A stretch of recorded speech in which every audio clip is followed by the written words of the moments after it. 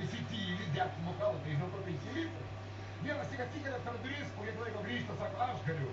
Nu, prašau, sakykime, bits, 10 bokalų ir išgeria. Prašau, jums prizas, bet klausimėlis, a kur jūs buvote išbėgęs? Aš nubėgau į gretimą barą, pasitikėjau, tai išgerčiau.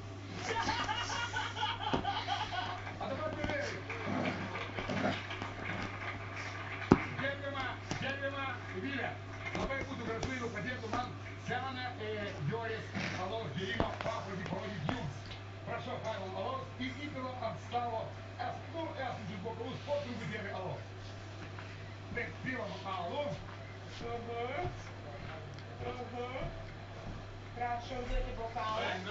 Tai alus pradžioje buvo geriamas tas, kuris yra ant stalo.